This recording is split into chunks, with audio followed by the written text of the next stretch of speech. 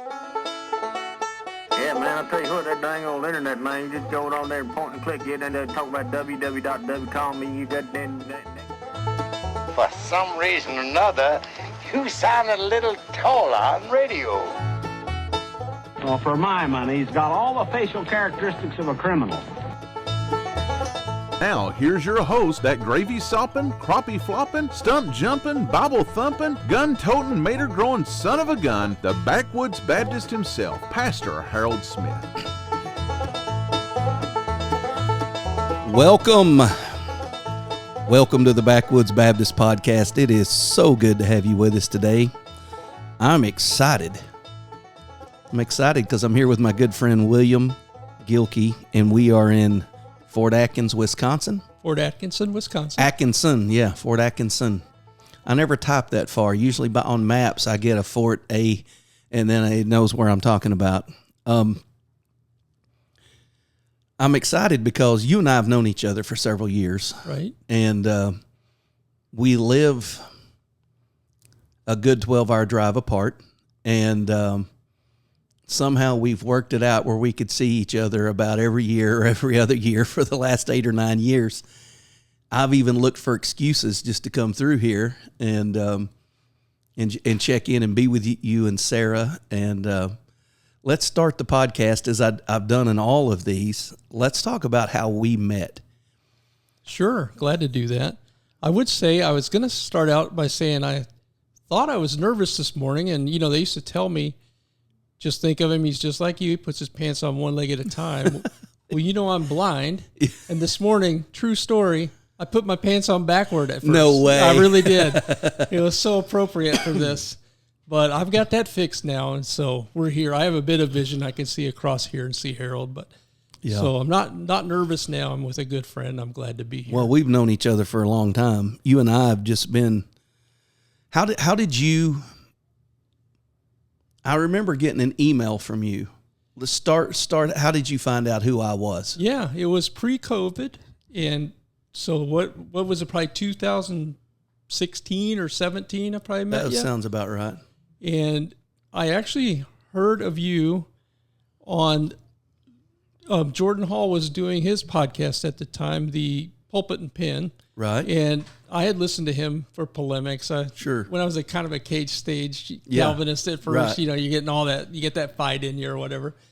And so I was listening to him and really gleaned a lot through those years. And he had kind of a branch off ministry that was managed by Tom Sullivan out of Kentucky now. He used to be in Michigan.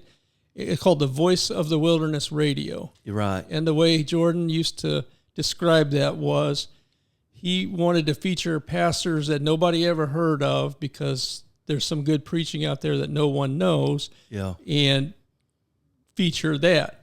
And so I heard you. And at first, you know, I grew up in the South. And so I'm like, oh, this is kind of a fiery kind of guy. Like, you know, I'm used to this kind of preaching. It's good.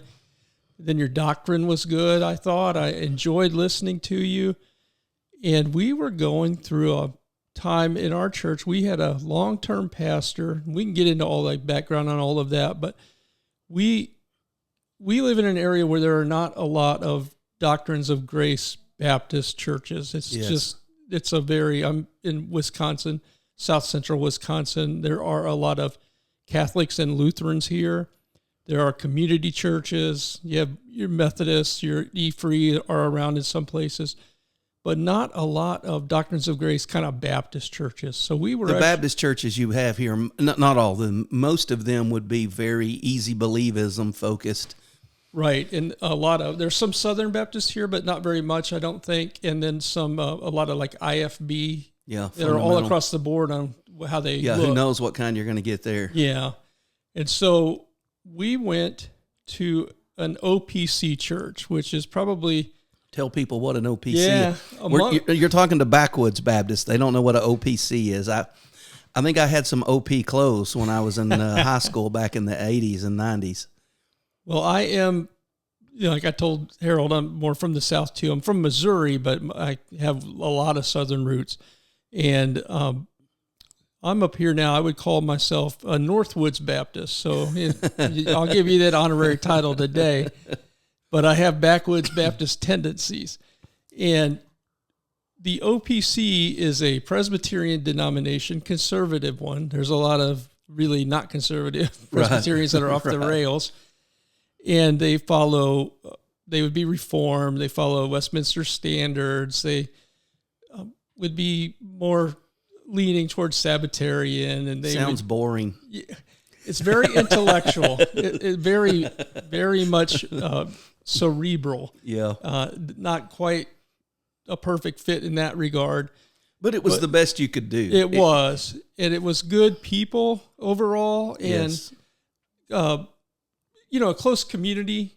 It happened to have a strong Dutch flavor. That was the culture of the church. So, there were a lot of people that were connected, that way, family ties, things like that. So you were in a kind of a makeshift best we can do church. Right, with the best theology we could get that, right. Believed you were just wanting a biblical gospel. Exactly. Right. But what happened was our pastor was a long-term pastor. He was such a good pastor that when he retired, the local newspaper, the Janesville Gazette, did a whole feature on him, like a feature article, had his picture. He was like one of those with a pastor that stayed somewhere long enough to make a real difference in a community. And he was really honored by the community. And so he retired, and then they started looking for a pastor. Well, I mean, the OPC doesn't do anything without a committee and elders, and, nothing moves fast. And so it might take a year or two to get a pastor.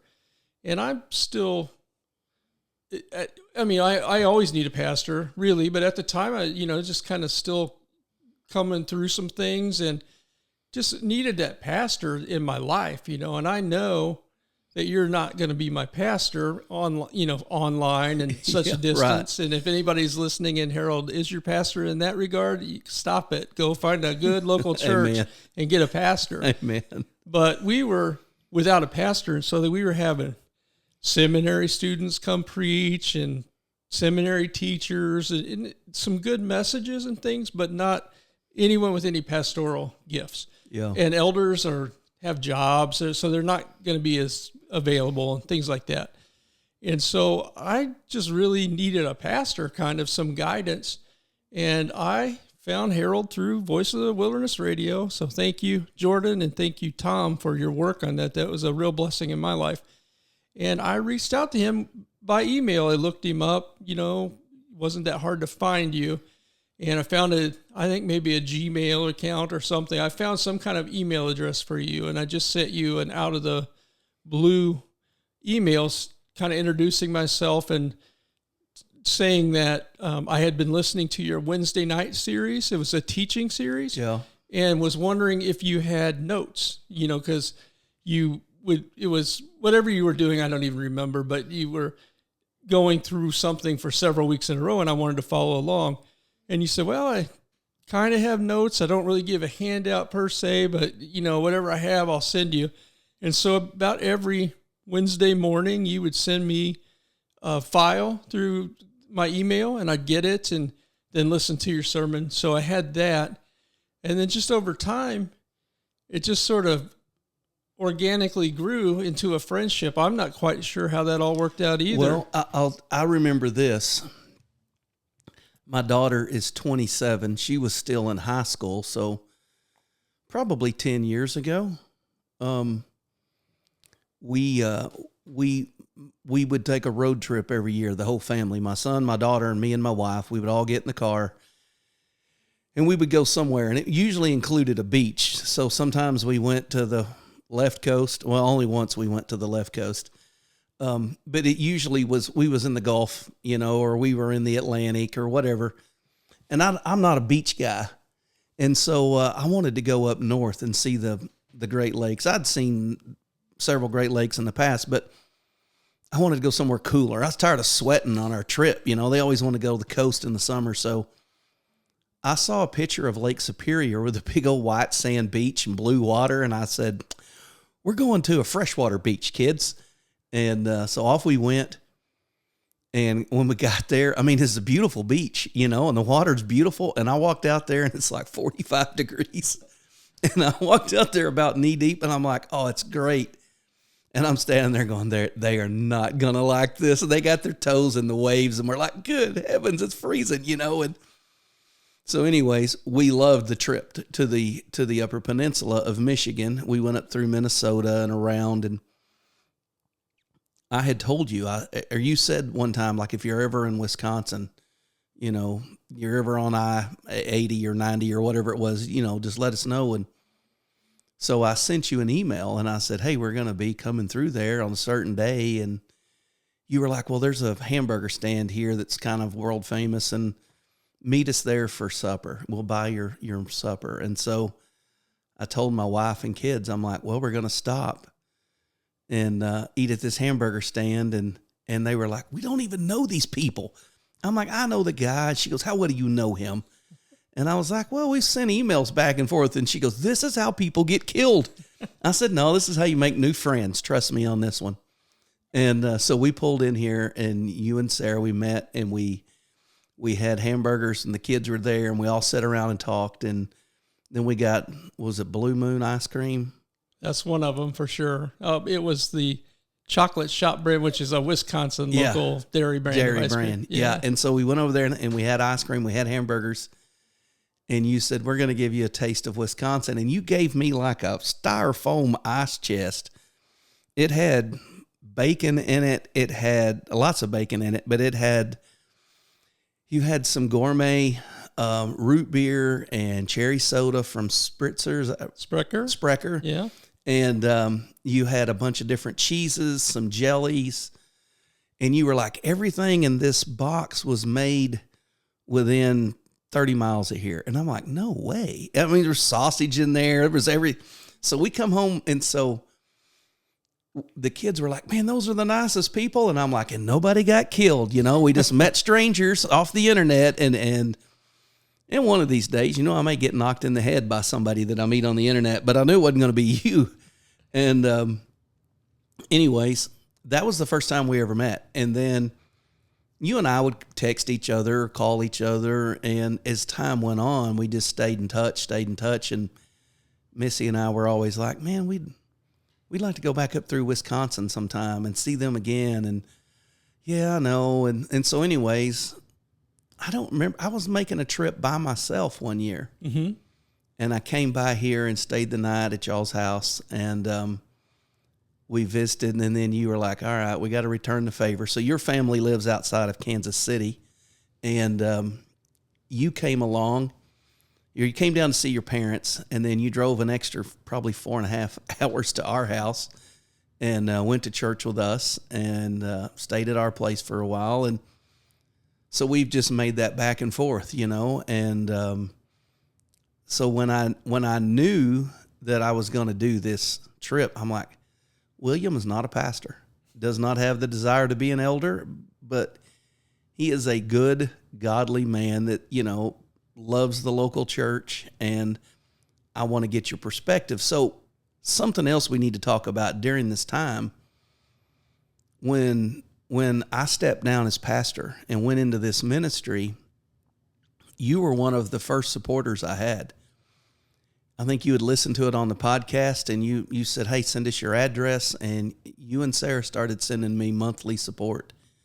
And there were just a handful of people in those early days that sent me, because most churches move slow. Like, hey, we really like what he's doing. Next year when we have a budget meeting, that don't help you now. You know what I mean? You're talking 13 months later or something before, you know, you would ever see support from a church. But you and Brandon and several other people were just, we like what you're doing. We think that's necessary. And it was always, with the individual support, it was always from a personal perspective. Like you said, we needed a pastor, and we needed somebody that would kind of shepherd us. Even though I was 12 hours away, you needed that. And so then when I said, this is what I'm going to do, you guys just like, yeah, we want to help him do that. Right.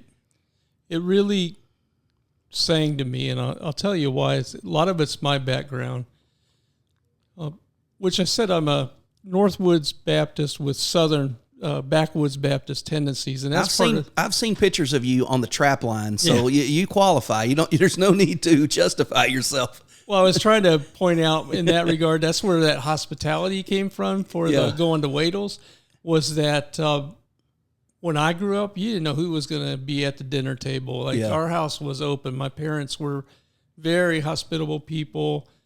Kids after school, if we were going to have a football game, we'd have people come eat at our house or go before youth group and eat at our house. And so you just never knew who was going to be at our house. And that's something I took with me. It's not usual up here like that. And so, yes, when you talked about your vision for the ministry that you're in now, and I know all your supporters know it and your viewers, I would say people that watch and kind of know me, that I'm going to share this link with them. A little about Harold is he is like a home missionary that goes and will help out a struggling or declining or troubled church that may be without a pastor. He'll go in on a short-term basis, maybe year 2 to 2 years. Yeah. And work with them on how to, set up, get their constitution nailed down right, get the right idea of what church membership looks like, make sure that they understand the gospel, really just kind of lay just a really good foundation with the goal of working himself out of that job and handing that off to a qualified pastor, maybe a young pastor needs a first pastor, whatever, and then he will go to the next assignment. And that, to me, really sang to me because where I grew up, there are a lot of churches, you know, and there are churches like you talked about, that one in your area that had like a church on this street, and then they split, and a couple streets later they had an adapted name, and a couple streets later they had a third name. You see that kind of thing. Yeah. And the other thing that I see a lot of is, not to be too harsh, and it really plays into my story. I really wasn't saved for the longest time.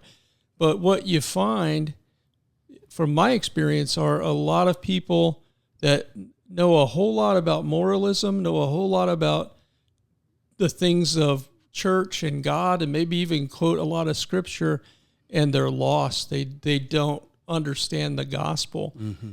And so where I'm from, I've seen it over and over and over again that people, R.C. Sproul used to call it justification by death.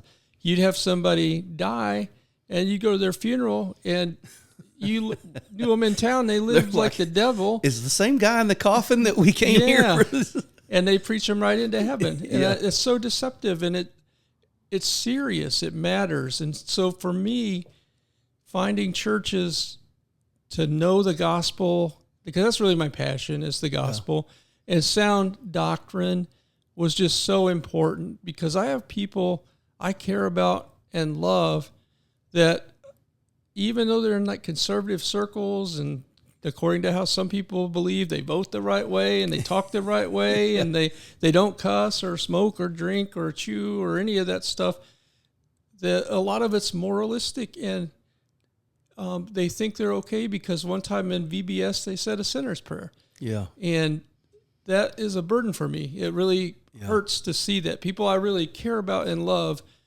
that don't understand the gospel. And the really scary part about that is they don't understand the gospel, but they think they do. And so when you try to talk to them, they're already saying, they already know what you're saying. Yeah, I've already done that. And that's hard, because the stakes are too high. It's eternal. Right.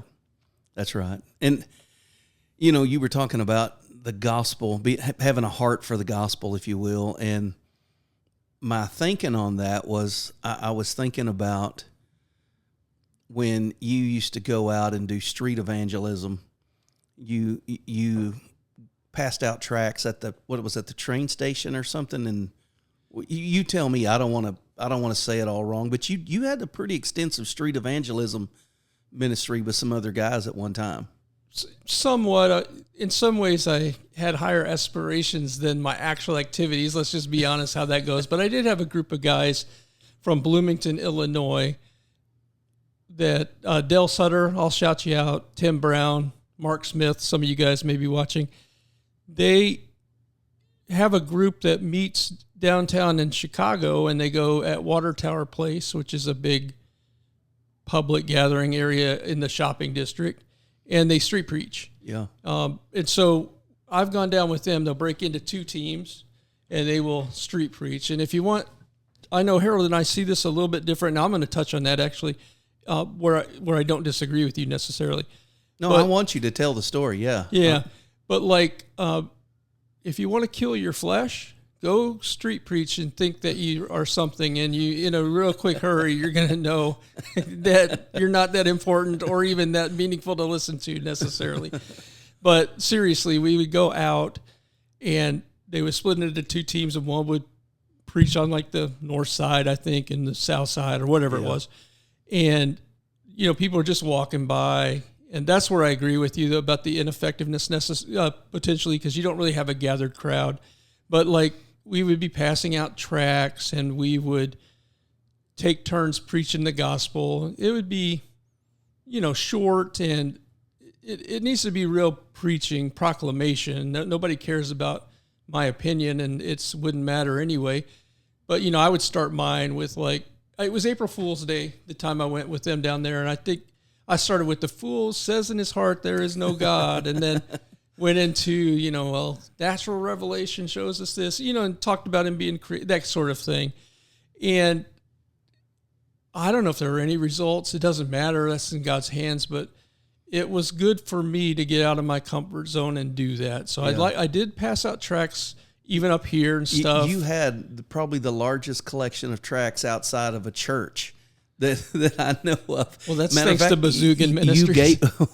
You gave them to me to distribute in the bookstore, because you've lost your eyesight and you can't see, so it's kind of hard for a blind man to go around passing out tracts. But when you gave them to me, I was like, man alive, this is a lot of tracts, you know. And so when people come in and say, hey, you know, we're having something or another, you know, or we got 80 kids at VBS this week, and I would say, well, you want some tracts to give them? And that's what I do. I give them the tracts that you've given me. And of course, we have several of them out in the bookstore as well. But when you gave me this roll around Stanley toolbox with wheels on it, and I'm like, what's in here? And you're like, 3 ESV Bibles and a couple thousand tracts. And I'm like, no way. And I opened it up, and you had them all categorized in plastic boxes and labeled. And I was like, holy smoke. I mean, this is like a professional evangelism kit.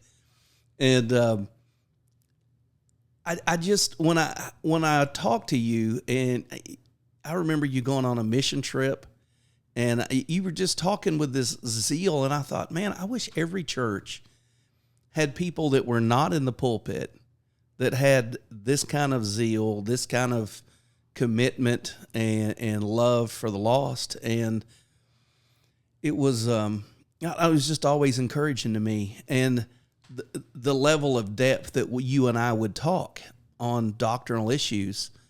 And I would just always think, not every church has people just sitting in the pew that can talk intelligently about these things. And if they do, then most of them are just living their life in a study, reading books all day, and they're not out engaging lost people. Or, you know, you would call me and say, hey, I've been diagnosed. I'm going to lose my eyesight completely. How can I carry on evangelism without any eyesight? And I'm like, I don't know, William. I've never thought about that one before. I'll have to get back with you. But we had that conversation all the time. You were like, I want to write a book. I want to do this. I want to do that. How can I make this work? I can't go out and do what I used to do. And that just always impressed me, that you wanted the lost people to hear not just you're a good person, go and do likewise, but you wanted them to understand the gospel. And oh yeah, because I didn't.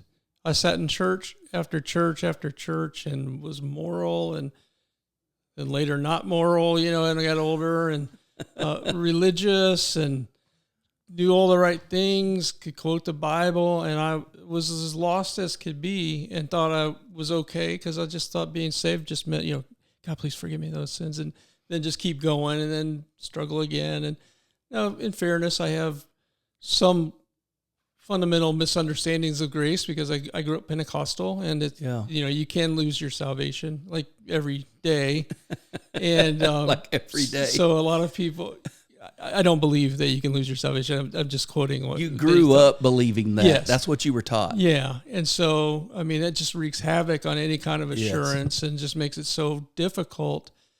But I do want to come back to that. But I wanted to say one more thing about preaching.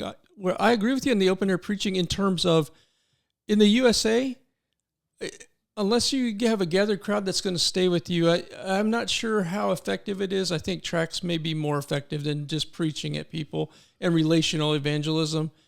I didn't say friendship evangelism. I mean, where you go and try to have a relationship with people, like take time with a homeless person and look at them and engage with them and let them feel like they're human and not just some person, something or project. Real evangelism gets dirty a little bit where you got to get with people. Right. That's one piece. But the other piece was where I had the most satisfying experiences with open air preaching was actually in Rwanda, in Africa. Now, this is where I think there's value. In Rwanda, I'd preach outside our van, and the community would gather, and they would listen. Now, a lot of it is, they call white people Mazunga. I think some of it was like, hey, let's see what this Mazunga's got to say. Yeah. Touch his arm because he's got hair on it, that kind of thing. But for real, I have a couple of pictures of me sharing the gospel, open air preaching style in a couple of places in Rwanda where the people in the village just gathered around you. Yeah. That to me and if is you worthwhile. have that, just rear back and let them hear the gospel. Yes. And I had an interpreter, so we were speaking in a language they could understand. And the other thing was Sarah and I married later in life, and we have a son that I raised as my own, but she had a son, but he's mine, 100% mine in my mind. But we couldn't have children together. We were a little too old to really risk that. And so early on, we sponsored children in Africa, and I got to go visit one in Rwanda. Really? Yes, and sit in their home, was an honored guest. They gave me the chair, the bench. It was a bench, really simple, crude wooden bench in a clay home with a little fire pit in the side. And I was not going to just go and be like, oh, it's so nice to meet you here. I brought you a soccer ball. Have fun. Good to meet you. It was important to me to share the gospel. Well, in Africa, it's a collective enough culture.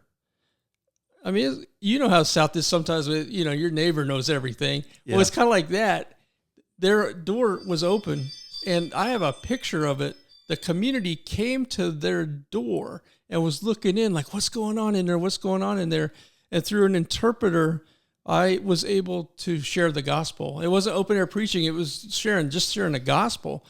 And that felt like such a privilege. Like you talk about feeling unworthy, because I know myself. If any of this sounds like I'm some super Christian, forget about that. You can read some of my old texts to Harold. But like to me, it's when you read in 2 Corinthians about that he uses like basically just like earthen vessels, jars of clay, so that he gets the glory, not us.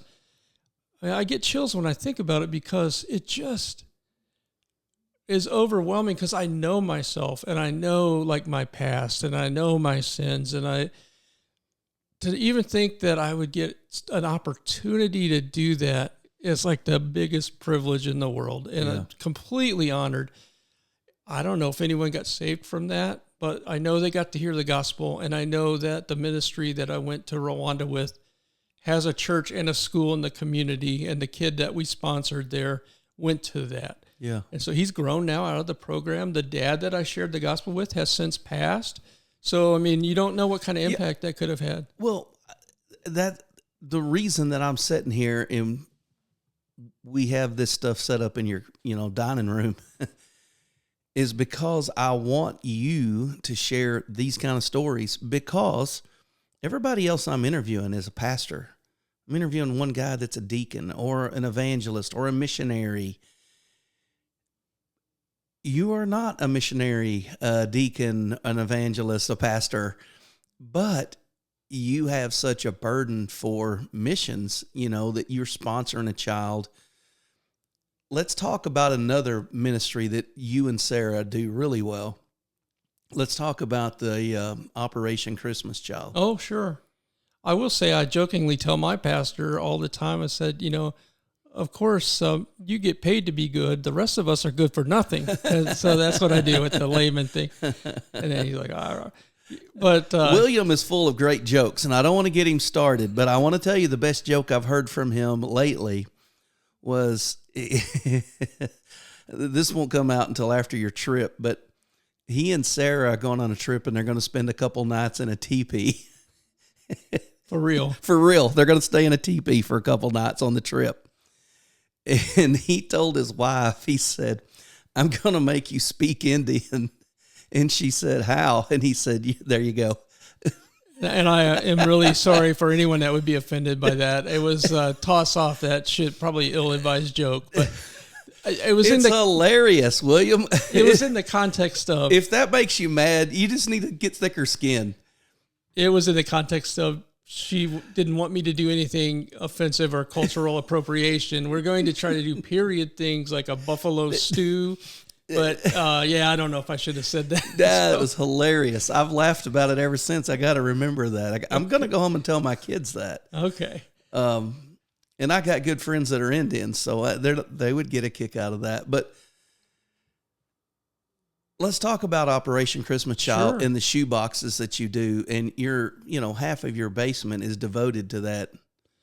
Yes, ministry. I call it Sarah's Magical Toy Emporium. That's what I call that down there. My wife has a corporate job.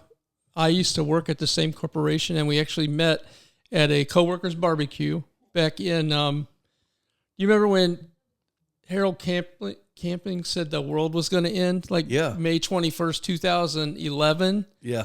I met her that day. And I told her, as far as I'm concerned, the world as I knew it did end. It got so much better after I met her. And a year later, we were married. Nonetheless, like I said, we couldn't have children together.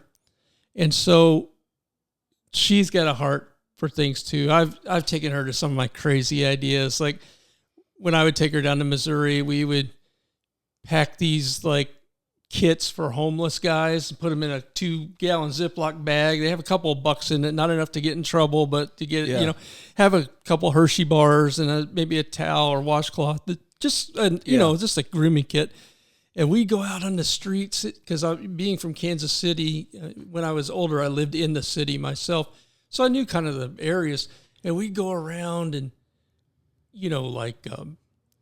hand those out, look for homeless people to hand them out to, like the hardcore homeless that are out there in the streets. And she caught the vision. And then one year she got out and started handing them out to people, because at first it was easier to do through the car window and all that. And then I saw her get and follow this one guy that had a barefoot flip-flop on one, just like the whole thing. And she's just following him down the street trying to catch him to give him a kit. And then she went to these other people by a park and gave them one, and they gave her a book they had in their shopping cart. Like they wanted to give her something trade out. And hugged her. Yeah. Totally out of my wife's comfort zone. But then she caught the vision. So it's like that kind of stuff. I'm actually going to get on the point here in just a second. We would go through a Starbucks drive-through, and I'd say, "Here, give the cashier a check," and there, track. And one time she did it, and she said, "Don't involve me in your evangelism." That's what she said. It was so out of her comfort zone. But I could hear her saying that. She has a heart for broken people and the lost too. Before I was married to her, our son had 5 good buddies that this was the house they came to. So she was motherly to guys that didn't have active fathers and all that kind of thing. So she's always had a heart for people too. She used to go to they had we volunteered at food kitchens, stuff like that together. So my wife has a real heart for people. Well, anyway, one of her things is children. My wife actually, I'm really blessed in this regard, because she had the misfortune of marrying somebody that's kind of like a really strict with budgeting. Like I'm not tight, but I just like spend every dime in advance and try to make sure we're debt free, that sort of thing. And so she's not materialistic. Like she does not, shopping is not her thing. She hates going to malls and, stuff like that. Yeah, so I'm really right. blessed like that. She likes the outdoors, critters. I tell people I'm married to Ellie Mae Clampett sometimes because if it's in our backyard, I'm not going to be able to get rid of it. It's got to stay. Unlike us, she's not from the South. That's if we true. see something in the yard, we like, can we eat it? Yes. She sees something in the yard, can we feed it? That's the difference. For sure. We have literally thrown lettuce and tomato chunks out our window when we had a window. We have a sliding glass door now to possums at night.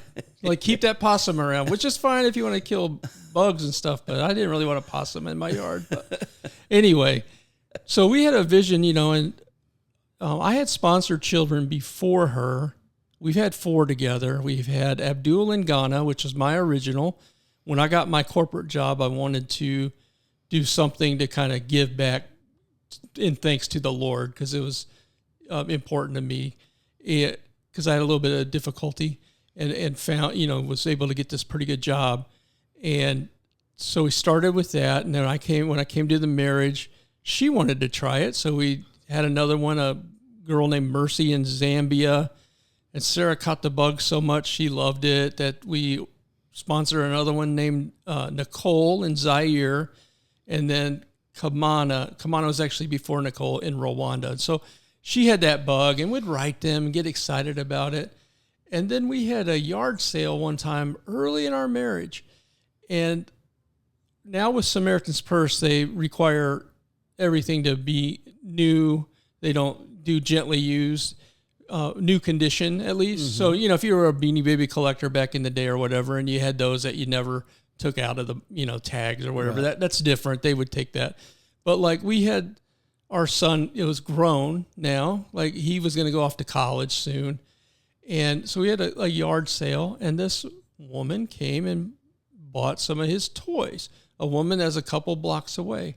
And she went to a community church in town, a good church. It's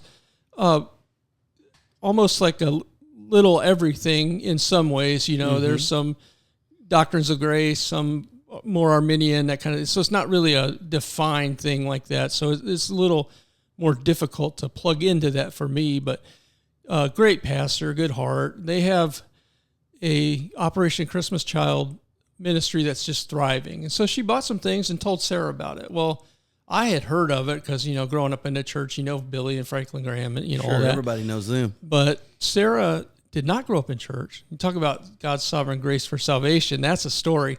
But she didn't know about all of that. And she thought it was neat. And so that year we packed one box together as a family. And then she caught the bug. The next year we packed. For people that have never packed a box, explain that. We're talking about a shoebox size.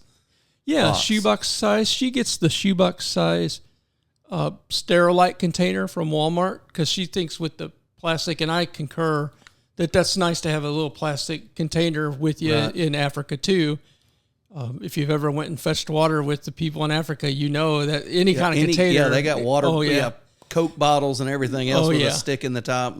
So she has the basic bones of it. There are age groups. You have a young, kind of a little bit older, and then you're almost adolescent ages. And you pick a boy or girl, and then she has some must-haves in a box. One is these packed pencil pouches that make sure they have all their school supplies, pads of paper, little biblical activity kits, all that kind of thing. A string backpack. So that goes in the bottom. And then you must have what she would call a wow item. And that is like a larger stuffed animal. A nice toy. Yeah, a soccer ball with a pump, which is huge in the third world. Or even for young kids, a car mat, like one of those that's like vinyl picnic table quality car mat with the different cars and things. And then the rest of the box is just yours to jam it full. And if it's not full, she'll send you back for more. So she runs a tight ship. So you're packing these shoe boxes, and she's got it down to a science of how you can get the most in there. This goes along the side, this goes on the end, bend this, fold this twice, it fits in here. I'm like, there's no way you're putting that much in a shoebox size plastic tub, and then you put a band around it. And so when people come over, y'all's thing is, let's go down in the basement and y'all can stuff a box, pack a shoebox, And so last night, Sarah cooked for all of us a traditional Wisconsin meals. We had sausages and cheese of every kind. It was great.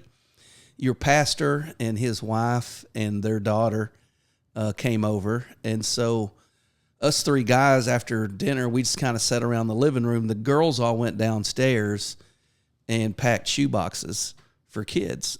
And so you pick, like you said, younger, middle, or older age group. So you know what your target child is, boy or girl. You're packing boy stuff or girl stuff. But she has tables set up in your basement full of toys that she's bought in bulk, or pencils she's bought in bulk. Year round. Yeah, clothes. She sends them, like the toddlers, she's sending them underwear and T-shirts and shorts, flip-flops, whatever for that age group. She's packing all that in a shoebox. It's unreal how much she gets in a shoebox.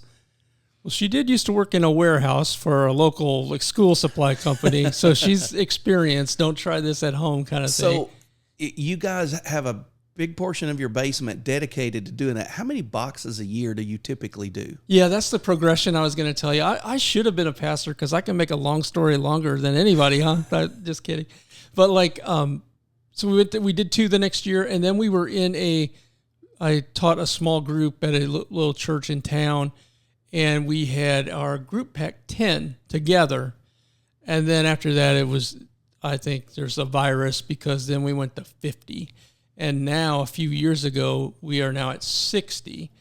And so we pack 60 boxes a year, and the credit goes to friends and family, because that's who we let pack. We do that to let people get the joy of doing that. We let people do it to get the vision if they want. Yeah. And we have a philosophy. I mean, we're certainly not George Mueller or Keith Green or any of that, but we live by faith on some of that. Like a lot of it, we allocate funds for and buy with some of Sarah's giving. But the other part is we do not solicit donations, and we do not ask for money, and we still get donations and money. Like Harold's wife made some bracelets for our girls, and we've had people give us money for shipping, because that's really where the cost is on these. They suggest a fee of $10 a box. But think about if you try to send something to Africa, because we had them go to Malawi and all kinds of places. Yeah.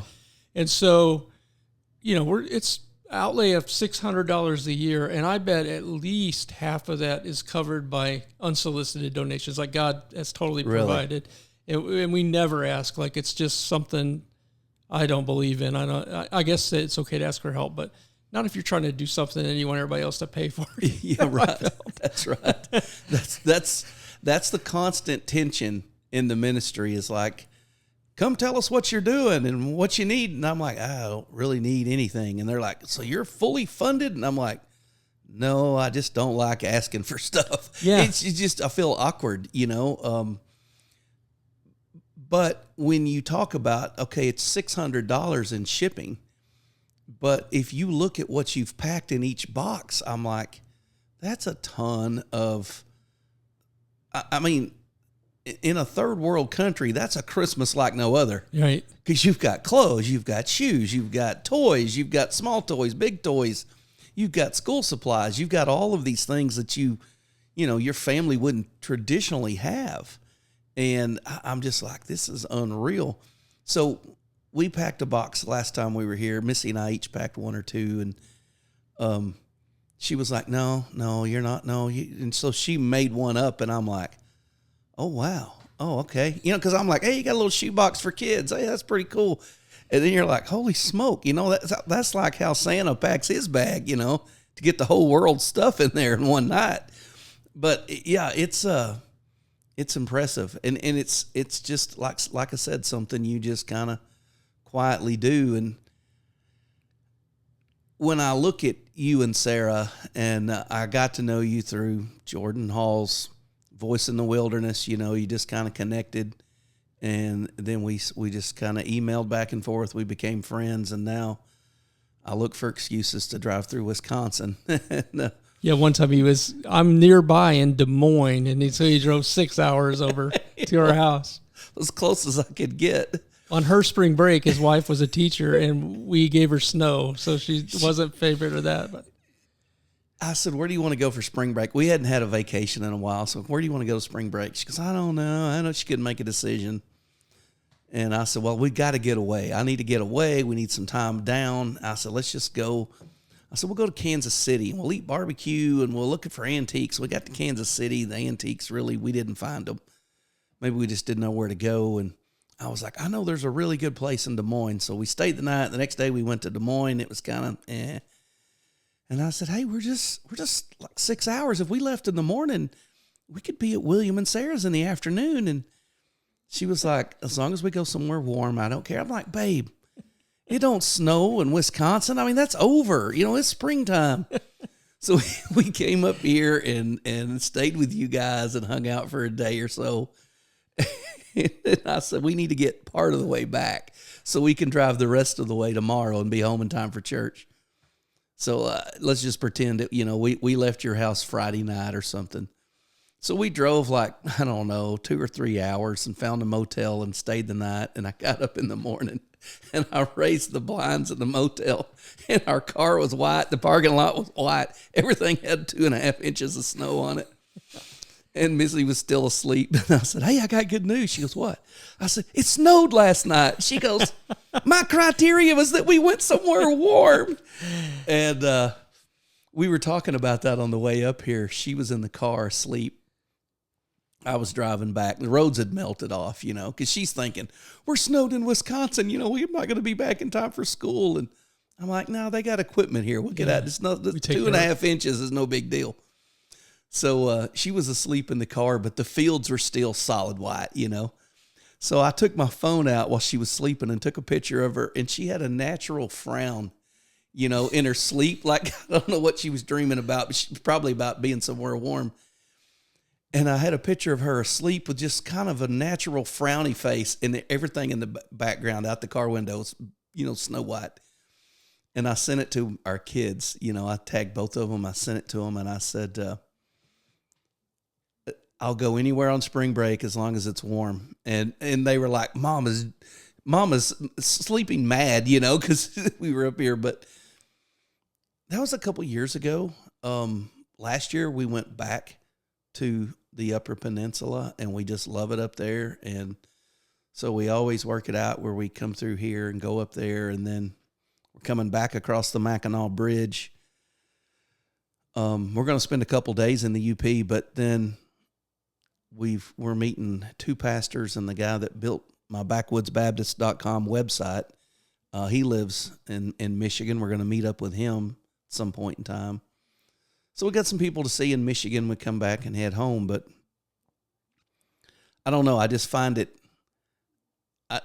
We were talking about that Voice in the Wilderness radio, and I have a guy in Australia that I'll hear from him a couple times a year, you know, and I've never met him, and he's found me through Voice in the Wilderness radio, and he will say, you know, he reached out to me, and I responded, and he's like, I can't believe you would email me back. And I'm like, well, why wouldn't I? I mean, it just seems odd that I wouldn't email him back. And we've stayed in contact over the years, and he shared with me some of his struggles and burdens and different things. And that Voice in the Wilderness radio, it just seems like I've met several people through that over the years that were more than just the occasional email. I mean, obviously I don't know. I'm probably never going to Australia, but in the States, I've met pastors through that, or people have reached out to me that I've met later through that, or, you know, maybe I ran into them somewhere and we started talking and they were like, didn't you used to be on that Voice in the Wilderness radio that Tom Sullivan used to put together or Jordan Hall used to promote? And, it's really been an encouraging thing to be a part of that and meet people through that. But Tom is equally encouraging. I'm Facebook friends with him, and more than just like your stuff, like we have chats and things. And he, in my opinion, he's a real gift to the church for struggling people. For one thing, when you first hear him, you're like, who's this guy that only reads hard, depressing stuff? Because he's always reading like Sinners in the Hands of an Angry God. And he has a sermon audio account where he just reads sermons from the past. Heavy duty Puritan stuff. Yeah, it's like this where the title of the sermon's a half a page long, But I tell you, his heart, he has a Facebook page that he has for people wrestling with Christian assurance, because he went through that. I went through that, like just this terrible understanding, like I apostate, have I committed the unpardonable, all of that. And for me, I literally do have like an OCD issue, in that, not just that I don't like a dirty doorknob, but like my mind will run on me. It's a legitimate thing, and in scrupulosity. And so the enemy can really run with that and just almost make you crazy. Like you remember, like John Newton took that William Cowper under his wing, and it like had to kind of disciple him. Tom does that with a lot of people that are really broken, but they don't think they have repentance. There's like all kinds of evidence that the Lord's working on their heart, because unregenerate people aren't moaning over whether they're saved or not. But it's a great ministry for people, because you can get to the point with that where some people are almost at the point where it's a threat to their life, because that hopelessness and blackness is so deep. So I'm really grateful for Tom. He's a good guy. Yeah, I met him once, and the thing about meeting somebody like Tom, who reads all these, deep Puritan works and does all this internet type ministry, is I met him and he would say stuff like, remember in that one sermon when you said blah, blah, blah, blah, blah, blah, blah. And I'm like, I don't remember that. Yes. And then you said blah, blah, blah, blah, blah, blah, blah. And then you said blah, blah, blah. And I'm like, yeah, I don't remember that. And they were like, well, when you said that, and then he's just going on. And then in that other sermon, and he's remembering like, and I was like, man, he goes, how could you forget that? And I'm like, Tom, I preached 3 times a week for years. I can't remember every sermon. And I know guys that prepare sermons like months in advance, and they'll go, I've got my entire series on X, already worked out. I'm not. I'm up Sunday morning at 4 a.m., going, all right, I got to have a sermon together, by 10. And somebody's like, I couldn't do that. And I'm like, well, I can only have one thing in my head at a time. As soon as that sermon's over, wad it up, throw it away. Somebody would say, what'd you preach on yesterday? I'm like, give me a minute, I'll think of it. You're really in the moment. Yeah, I have to be, because I need to put everything I got into Sunday night's message, and then I need to wad it up and throw it away and put everything into Wednesday's message, and then wad it up and throw it away, and then I'm preaching at a Bible conference on Saturday, so I need to, roll that out and put it together. And I just can't keep that much floating around. Well, when you meet somebody like Tom Sullivan, he's reading the life works of Jonathan Edwards for leisure. For leisure, in the couch in the evenings. And then he's, reading the history of Baptist in Scotland by some obscure 1600s author, in the mornings. And then he's like quoting your own sermon back to you and going, dude, you don't remember? And I'm like, dude, if I had your mind, I'd pastor 3 churches. You know what I mean? Oh, yeah. I couldn't do that. And he's doing it all with this rich bass voice that I would just love to have. I get the high tenor. Yeah. He's got this great. It's a real smooth talking voice. Yeah. But he's just one of those guys that, he's got a unique ministry, and that's it. And he's good at it, and he's helped a lot of people. I mean, that's kind of a thankless ministry. When you're reading books online or you're reading sermons online and publishing them, it's not like he's getting, millions of downloads. He's just getting a handful of people that are interested at the time. But when you do that every day for years, it builds up. And there's no telling how many people he's reached through the various online ministries he's been involved in. There's not an ounce of seeker sensitive in anything he reads. So, I mean, it is tough, you know. Yeah. But if you can go and pray and yield to it. We listened to Sinners in the Hands of an Angry God on the way over here yesterday. Oh, yeah. From South Dakota to Wisconsin. We driving through Minnesota. And the only way I can get through those kind of states is to, you know, listen to something real strong. And so anyways, I had never heard the whole sermon. I've read little excerpts. Sure. So we were listening to, what is it? The Unshackled podcast down in Chicago. Yeah. Pacific Garden Mission Yeah. put that out. Well, they had the greatest sermons of history, or history's greatest sermons, on Spotify, and I found it. And sermons from from Spurgeon, from J.C. Ryle, but it was unrecorded messages. So it's somebody reading it in their dialect, you know, trying to sound like Jonathan Edwards. Sure. So we completed it on the way over here. We listened to their last one, which was over a year ago, and trying to remember what it was. It's drawing a blank right now. But anyways, we've listened to a lot of messages on there. Oh, it was from a guy that was can't remember how his last name's pronounced, but he was the guy after Abraham Booth in the Salvation Army. He pastored a church in Boston. And, I think it's whatever Booth, the Booth that started the Salvation Army. Oh, William Booth. William Booth. Yeah. His predecessor is this guy. His name was like Brumley or Bronkley. It was some kind of weird last name. But in listening to those, we're hearing these old messages. Well, there's a message in there on eternal punishment in hell. And that's what the guy from the Salvation Army was preaching on hell. It was a 2-part message, you know, because they have little 30-minute blocks for radio. But long story short, the commentators on, you know, in the beginning and the end, they were like, well, you don't hear that kind of preaching today. And I'm like, absolutely not. And we listened to Sinners in the Hands of an Angry God. And Edwards is saying stuff like, "Oh, sinner, you hang helplessly over hell, and the mercy of God's hand is all that is stopping you from falling into eternal flames." And I'm like, Lord have mercy. I'm a saved Christian with, you know, I have a relationship with the Lord that's real. But when I hear Edwards preach Sinners in the Hand of an Angry God, I'm like, we need to pull over and tell that man in the field that he's hanging over hell. I mean, it is like motivates you. I've got to do something right now. And then when you hear the guy from the Salvation Army preaching for probably 50 minutes on the eternality of hell and the certainness of hell. And I couldn't tell you the last time I went to a church and the guy said, well, I'll be preaching on hell today. Now, here's what we do. Most of the circles you and I run in, preachers preach through a book of the Bible, or they'll preach a series. Mm-hmm.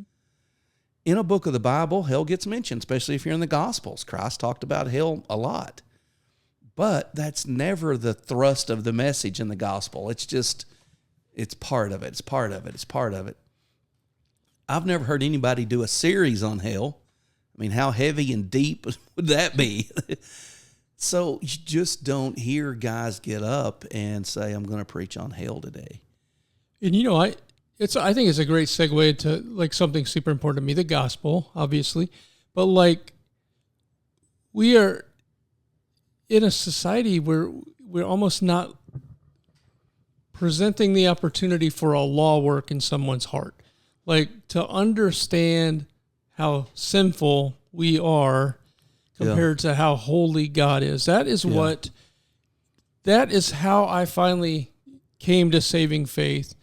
And I'll tell you, my path was super convoluted and, you know, circuitous or whatever, circuitous.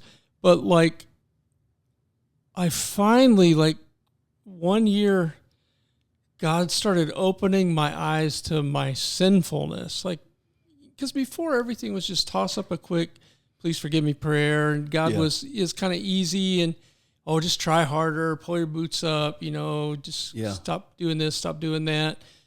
But no sense of like, God is so holy and unapproachable in my natural condition that unless he make some way for that to be possible, I'm damned. Like, it really hit me hard like that.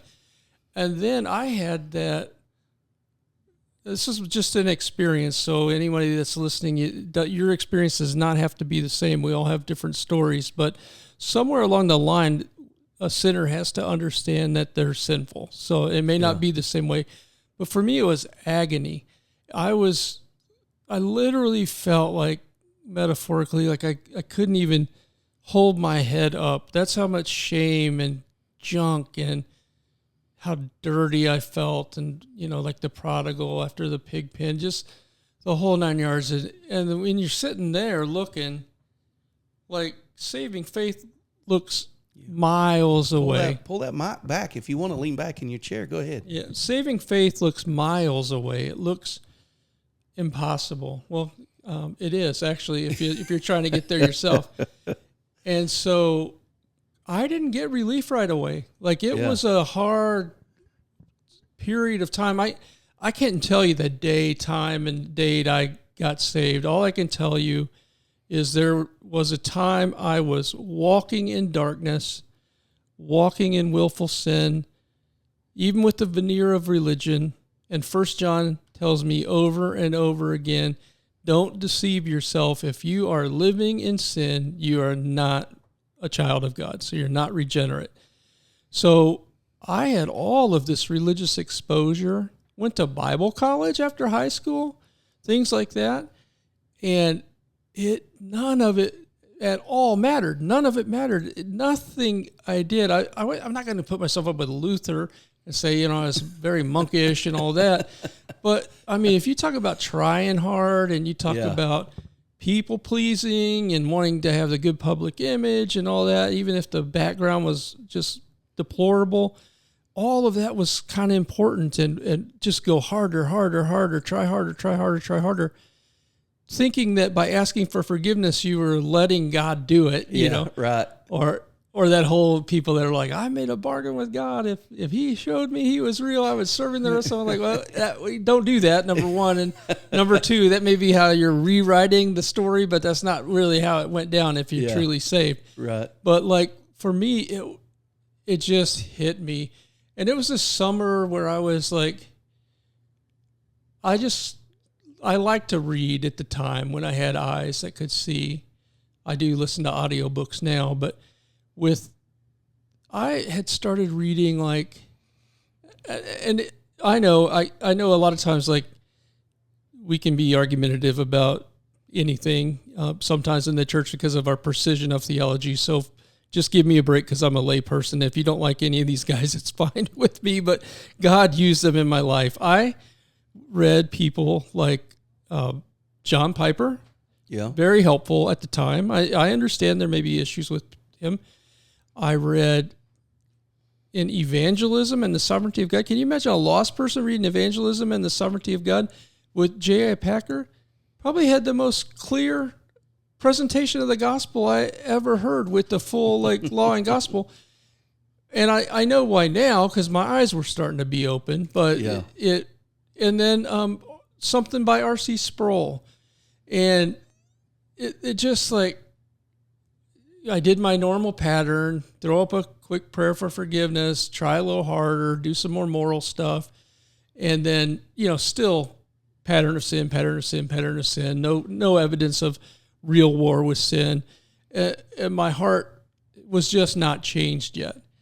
And finally, it's like things started coming alive. Not like in a Pentecostal miracle way. You talk about a miracle, that it is a big miracle. I was dead and I'm starting to get raised to life. That's a miracle. But, my leg didn't grow and I didn't get healed of, blindness or anything like that. Spiritual blindness. But it started to it started to where I would read the Bible and I started to understand it and actually, like, want to read it.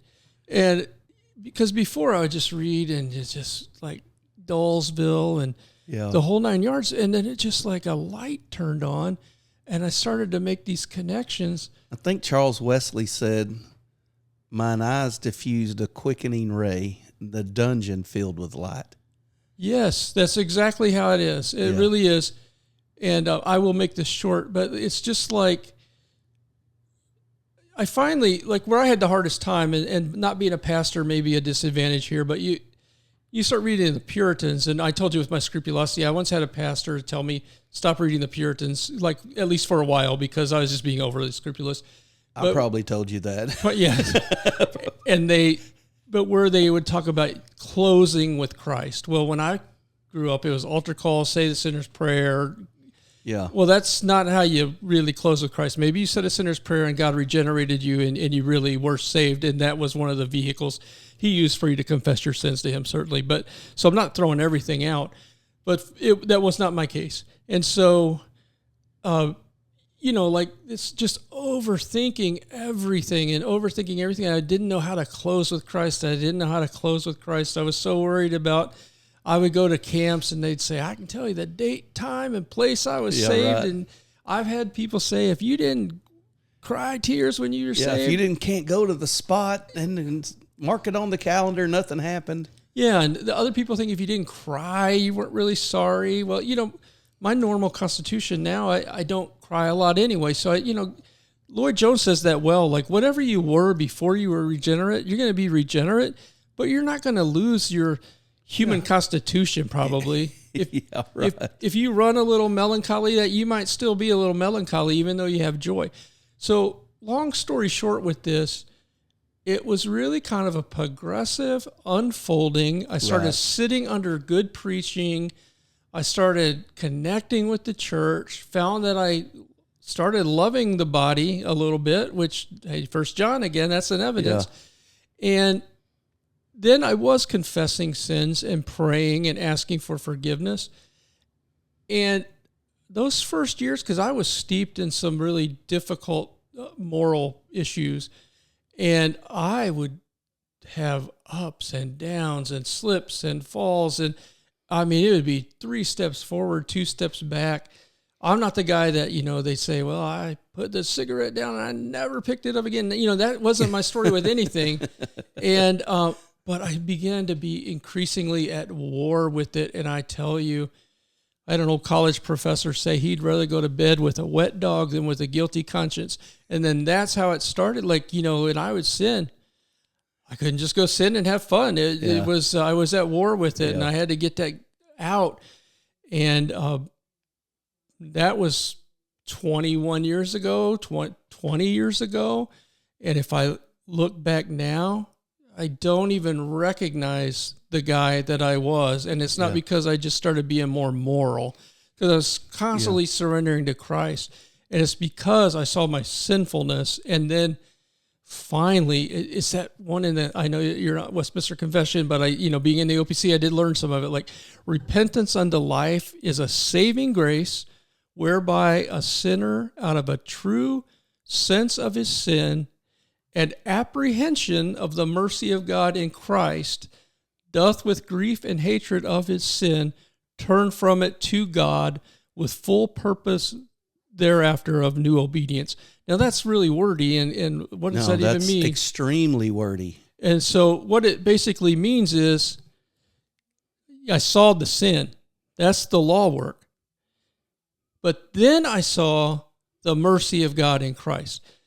And you talk about, when they say the gospel is good news, when I heard that before, I mean, what are you talking about? The gospel is good news. If I come up front and get saved, I'm going to have to quit dancing. I'm going to have to quit listening to rock music. I'm going to have to, all that. I'm not burning all these cassette tapes I've been acquiring over the years. And, there was nothing that felt like good news, because that's just trying harder and on your own strength. But then when I saw, hey, buddy, you are in debt and you are bankrupt, and you could get the best metaphorical job in the universe, and you are never going to be able to pay for the debt you're in. You're lost.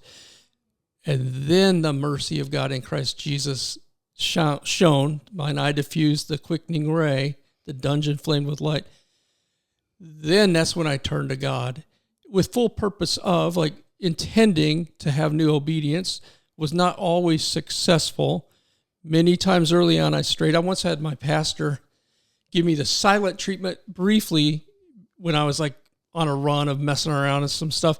And he said, I did that because I wanted to see if you would come back, because before he would like counsel me and encourage, he's like, this dude, he's messing up all the time. Stop it. Quit. Yeah. You're a new creation. Act like it, like James Boyce would say. And so he gave me that kind of silent treatment. I'm like, oh man, this is miserable. So I would never want to be under church discipline. I couldn't imagine how miserable that would be. And then just in time, God made me his own with increasing evidence. Yeah.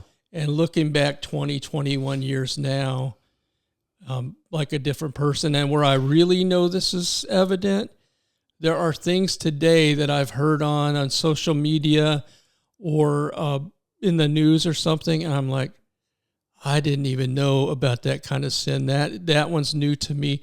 And to finally have a little bit of innocence again was one of the best gifts I ever got out of saving faith, because there's actually some sins I don't know about right now, which is wonderful, because that was not my story. Yeah.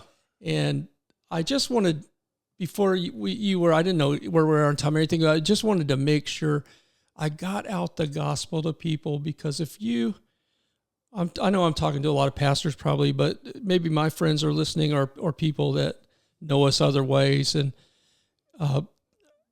I just want people to take seriously, like, take a look at the holiness of God. Take a look at the attributes that we know of God, and realize that there's more than just love and mercy. There's also wrath. There's also, what's that one? Impassibility, where, I don't even control God's emotions. Like if I do 100 bad things, he's not going to have a bad day because of me. I'm the creature. He's the creator. And look at it from that. And especially for somebody like me that thinks I have to have all my I's dotted and T's crossed. My corporate career was accounting, finance, and data science. So I'm, dot the I, cross the T, make sure the trial balance balances, all of that.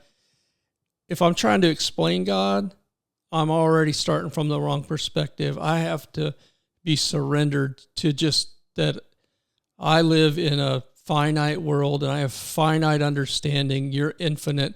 I have no idea how you think about things or do things. I have clues about it in your word, but I'm here to learn from you and accept that. And then once you start looking at his attributes, then look at yourself. Yeah. And if you feel that kind of pinch in your heart, or guilt in your conscience or shame, that's when we cry out to him for mercy. And then we find out that he is merciful. Yeah. And we also find out, like in my case, a bruised reed he will not break, and a smoking flax he will not snuff out. Because I could have put myself in 1 John all the time with, like, they went out from us, they weren't of us, because I looked like I was going out all the time. But I would just caution you, and especially any parents that are worried about prodigals, the story's not over yet. If you still pray for those kids, and don't give up. Don't hound them, though, either. That's not always the best thing. Like, once they've had the gospel several times, I'm not saying love in the sense that you're affirming every decision they make, but sometimes it's okay just to go to the baseball game with your dad and not hear a sermon about everything that I'm doing wrong too, Yeah, right. And because I already know. And unless the Spirit's doing the work, the way I look at that is, I have family that's close to me that I believe are lost, and they do things, and the first thing that's easy is like, oh, you shouldn't do that, don't do that. And then I tell myself, like, they are likely unregenerate. They're just acting like their nature. The worst thing I can do is have them clean themselves up and think that is going to be enough to be okay. So let's put the Sunday clothes on. We're going to see William. Exactly. Yeah. So I'll stop talking so much, but that's good. I just want to make sure people think about the gospel. I think what you said about starting with the attributes of God, we live in a country where most people have no concept of who God really is. He's some cosmic Santa Claus that, we only approach when we need something. We only straighten up shortly before we need to talk to him. And it's just like we do with Santa Claus. All right, kids, if you don't want coal in your stockings, you better straighten up. Elf on a shelf, kids. It's almost like we have a God on a shelf, and we look up, oh, well, God on the shelf's watching. We better straighten. No, he sees everything. He's infinitely holy. He hates sin every day. And when you get a true understanding of who God is, then you get a real low view of who man is. And I tell people this all the time. Go to the mountains. I'm not talking about the mountains of Wisconsin or even the mountains of northern Michigan. Go to the Rocky Mountains. Look out over there and see how small you really are over just this little tiny portion of, say, Colorado or Wyoming. And look at how vast the landscape is and how insignificant you are, and say, God created all this. And he talks about measuring all the water of the earth in the palm of his hand. And this doesn't give you an idea of the anatomy of God. Is just to give us a concept.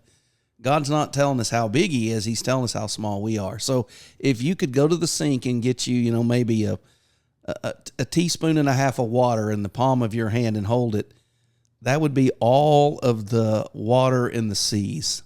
The entire earth would fit in God's hand, and he measures them out. These gigantic mountains that we're just a speck on. And God, measures them with a span, like with his hands. He was like, from my pinky to my thumb, that's about how far I want these mountain range to go. When we are looking at the earth in those terms, we just get an idea of how big God is. For as big as God is and as powerful as God is, he's also holy. He's also just. He's also that knowing. He doesn't just know what you're doing. He knows the motivations that you do it with. So when you reluctantly say, it's okay, don't worry about it, it's nothing. I didn't like my car seats anyways. It's okay that you put a cigarette out on them. Burn a hole in them. It's no big deal. I don't really like this car anyways. God knows I'm lying. You know what I mean? Yeah. So we're not fooling him. And once you get this concept of how big God is and how holy God is, then it's like, oh man, he saw that. He knows what I thought. He knows. Then you're under the law. I mean, I get the whole Ray Comfort thing. Have you ever stolen anything? Well, blah, blah, blah, blah, blah, blah, blah. And I see, there's some value in that. But what you're basically saying all that to is somebody that goes, yeah, but your God doesn't exist. So who cares? Yeah.